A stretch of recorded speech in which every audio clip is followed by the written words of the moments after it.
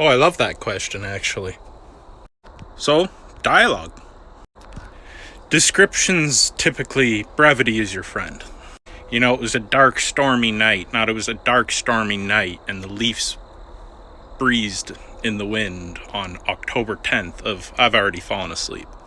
So instead of just info dumping on your reader and trying to do a description of them going into, say, a metropolis, and you describe every little building and, you know, trying to paint a whole picture, which, by the way, is very wordy. Try, you know, like as Sabrina went over the cliff, she stumbled onto an alien metropolis. Shit, she said. This looks like New York on steroids. Another good technique, especially if you're a fantasy writer, is magic systems. So you tend to, newer authors anyway, try and explain the magic system all at once, and it's just like this huge info dump thing. One of the best ways to get around that is to just write kid characters. It makes sense that they'd be asking questions, and you can have chapter 1 be lesson 1.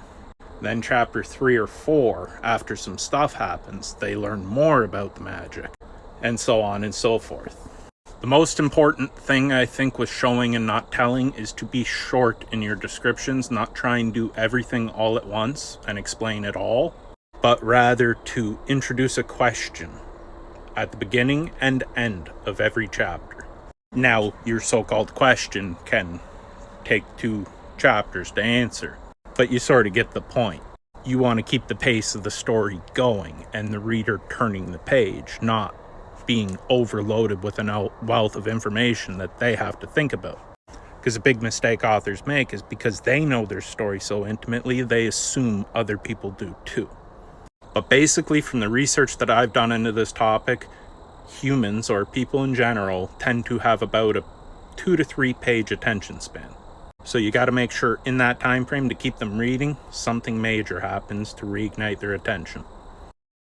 Few instances where showing is better than telling. Tolkien was famous for that, so is Stephen. But I also wouldn't worry about it too much because so many people tell you all the rules. It's your book, write it the way you want it. And if it flows well and you think it sounds good, other people think it sounds good, and you have a page-long info dump, that's fine. Especially if it's in the beginning of a book or something, it's, you know, whatever. But there are ways you can keep it short and sweet, and that's fine. But for the most part, I would suggest brushing up on dialogue because it makes things flow so much better, and it's an easier way to introduce new concepts.